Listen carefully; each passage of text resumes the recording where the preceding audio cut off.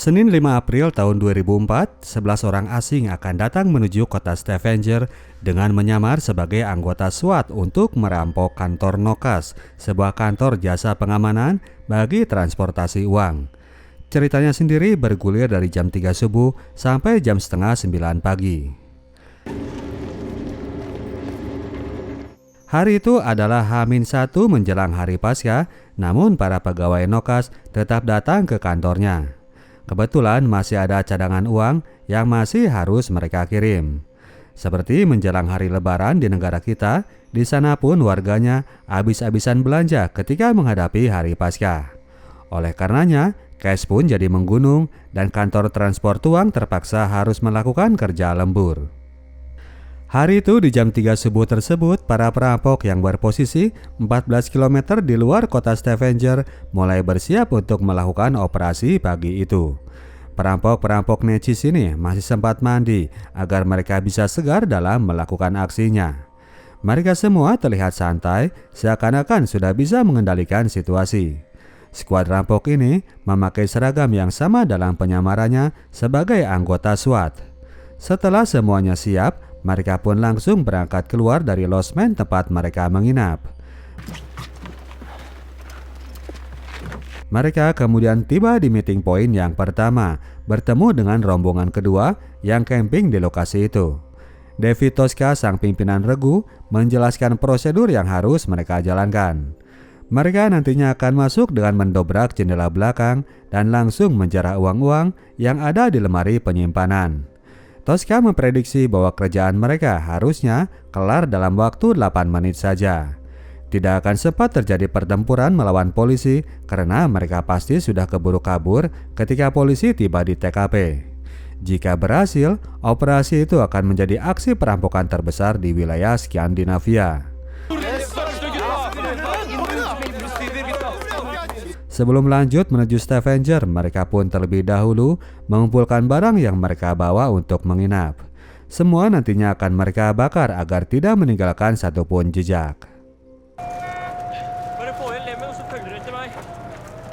Jalanlah kemudian rombongan ini, namun di posisi sebuah dermaga di Rosenberg, rombongan rampok terpaksa melipir dulu ketika mendengar perkembangan yang terjadi. Dari pantauan suara radio polisi yang telah mereka sadap, ada informasi bahwa satu mobil patroli masih warawiri karena adanya tindak kriminal yang dilakukan oleh 2 orang pengendara motor. Dengan sabar, para rampok pun menunggu hingga datangnya sinyal aman di jam 7 pagi.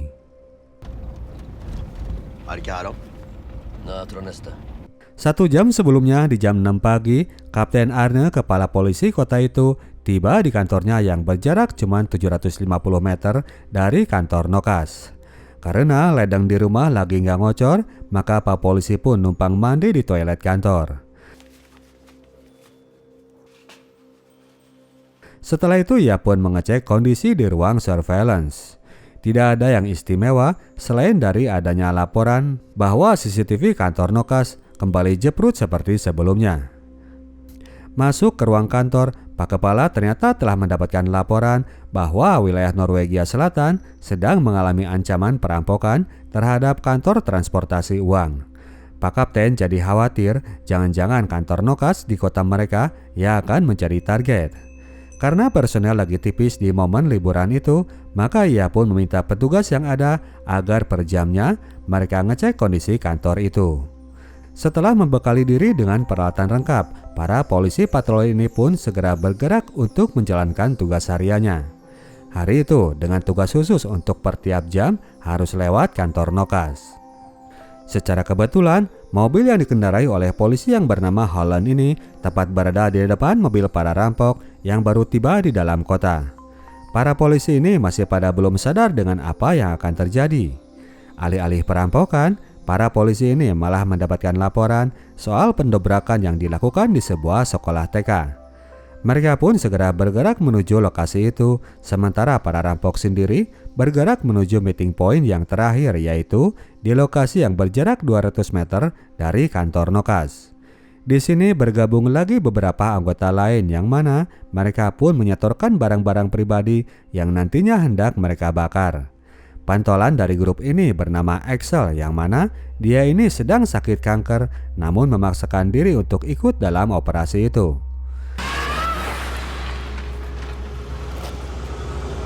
Selain itu, si Axel ini pun nyetir pula dan lupa minum obatnya yang ketinggalan di rumah.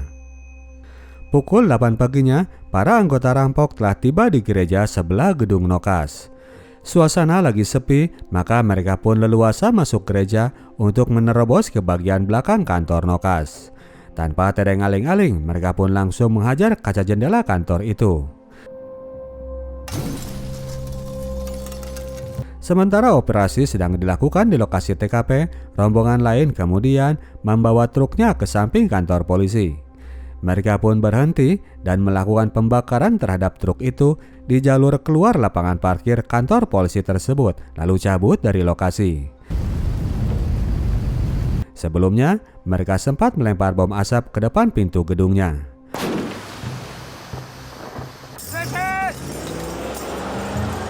Anggota Intel saat itu mulai mendapatkan sinyal bahaya.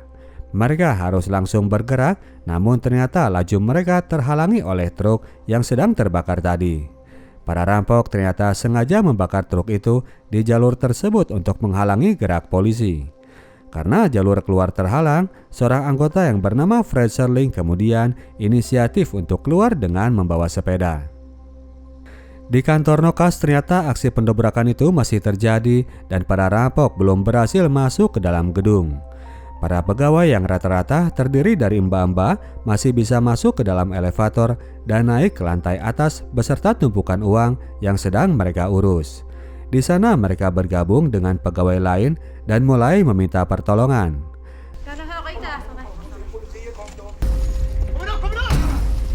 Kaca yang hendak didobrak oleh para rampok ternyata kokoh luar biasa. Susah payah kerja keras mereka berusaha memecahkannya. Senapan AK-47 pun kemudian ikut diperbantukan untuk memecahkannya, namun belum berhasil juga. Jalannya operasi jadi meleset jauh dari target waktu 8 menit yang telah mereka tentukan. Berondongan peluru dilanjut dengan hantaman kampak yang tajam, namun perjuangan masih tetap alot. Seorang anggota kemudian memanggil anggota lain yang sedang standby di depan gereja.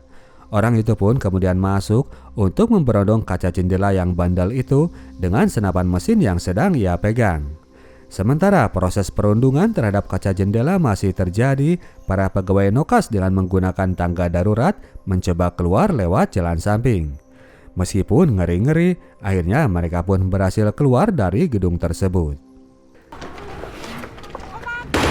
Pasukan rampok sendiri akhirnya berhasil menaklukkan jendela itu. Mereka pun mulai masuk ke dalam gedung.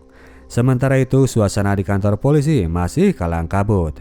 Mereka masih kesulitan untuk keluar dari dalam gedung. Pak Kepala akhirnya menelpon prajurit Halan yang baru beres memeriksa kondisi di sekolah TK. Ia pun menginformasikan tentang insiden yang sedang terjadi di kantor Nokas. Segera polisi patroli satu-satunya ini bergerak ke lokasi TKP. Fred Serling dengan sepedanya makin mendekat, namun kemudian dia pun harus terhenti setelah ban sepedanya menerpa ranjau yang telah ditebar oleh pihak rampok. Komplotan rampok sendiri di dalam gedung mulai sibuk merarat uang-uang kertas yang ada di hadapan, meskipun mereka harus sedikit nelen ludah karena cash yang banyaknya sudah diamankan ke dalam ruangan vault oleh para pegawai.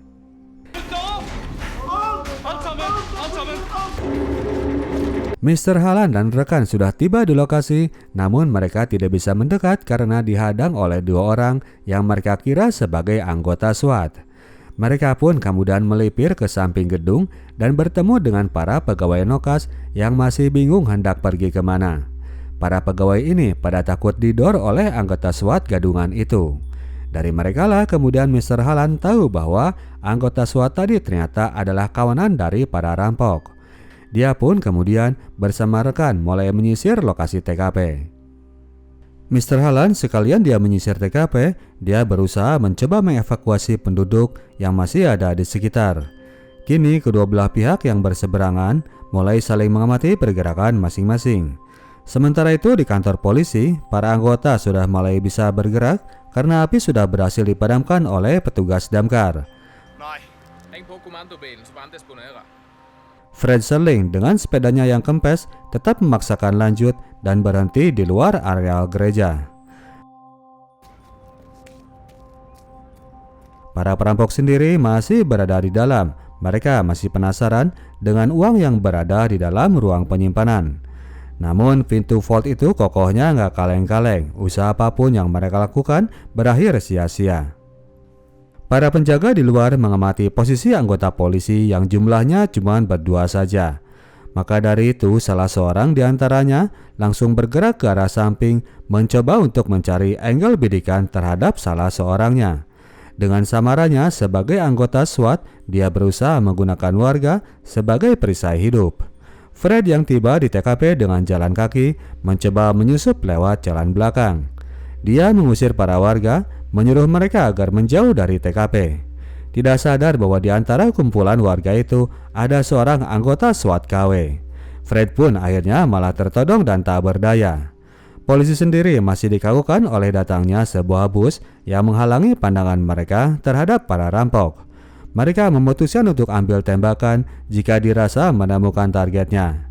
Namun makin lama, warga yang datang makin banyak sehingga gangguan pun makin dirasa bertambah.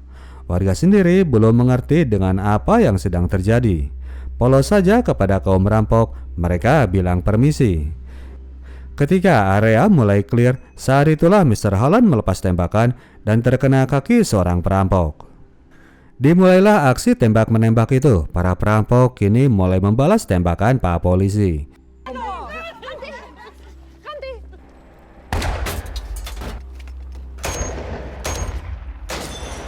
Para warga pun pada akhirnya mulai menyingkir dari lokasi itu.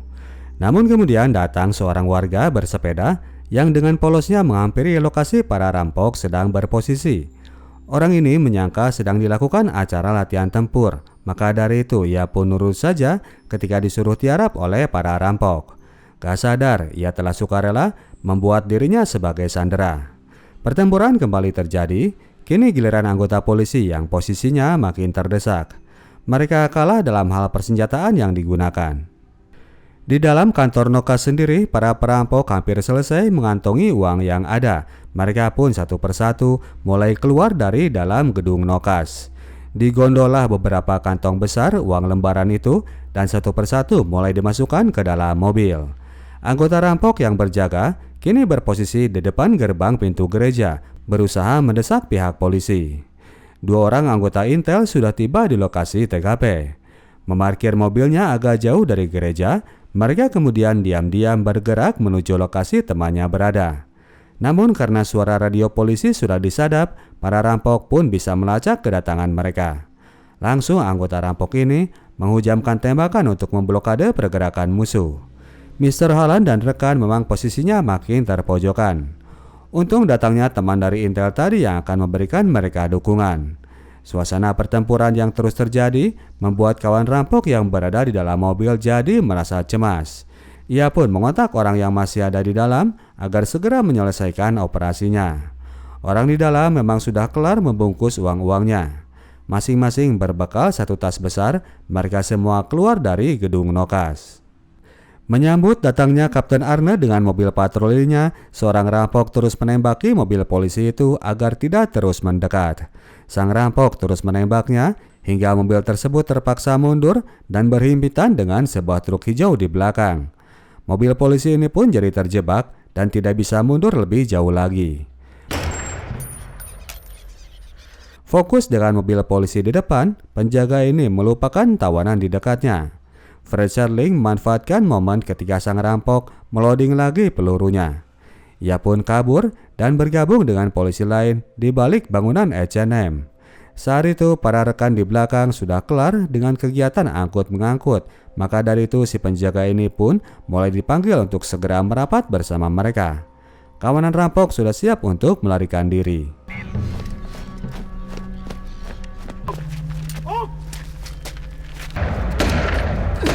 Dalam situasi mendapatkan serangan dari musuh, kru dalam mobil penjaga dengan sopirnya seorang Excel mencoba untuk masuk ke dalam mobil. Sandera si pengendara sepeda itu mereka biarkan berada di tempatnya agar bikin kagok para polisi. Namun ternyata para rampok ini mulai panik ketika mereka mendapatkan tekanan. Salah sebuah mobil mereka malah menabrak mobil silver yang dikendarai oleh Axel. Sedan silver ini pun jadi nggak bisa gerak karena spotboardnya rusak dan menghalangi gerak dari ban. Mereka terpaksa harus mengusir Mr. Holland dengan tembakan yang dilakukan dari dalam mobil. Susah payahlah mereka berusaha untuk menggerakkan mobilnya. Selama berdiam diri itu, mobil ini pun jadi sasaran empuk serangan Mr. Holland selanjutnya. Untung saja beberapa bidikan dari polisi itu tidak ada yang kena sasaran sampai akhirnya mobil ini pun berhasil melaju meninggalkan lokasi TKP yang miskin dari penjagaan polisi di hari Paskah itu.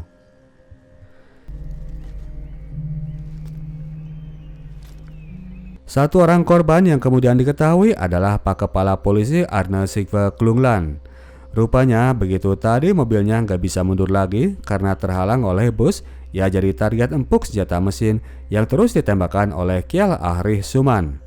Para pelaku perampokan terbesar dalam sejarah di Skandinavia ini baru tertangkap 2 tahun kemudian. Polisi berhasil mengidentifikasi jejak DNA sebagian pelaku dari barang yang berada di dalam truk. Axel meninggal 6 bulan setelah operasi perampokan dilakukan. Devi Toska mengakui bahwa dirinya adalah dalang dari operasi perampokan tersebut. Dia dihukum 10 tahun penjara. 4 tahun kemudian, para pegawai Nokas mendapatkan ganti rugi dari kerugian moral dan trauma yang diakibatkan oleh insiden perampokan yang terjadi. Dari 50 juta kroner uang yang berhasil dirampok, pihak polisi hanya berhasil mengembalikan 6 jutanya saja. 51 jutanya lagi tak terlacak entah kemana. Oke, demikianlah ceritanya bro dan sis. Kita tim Sinotok cabut dulu. Sampai jumpa di video kita selanjutnya. Ciao.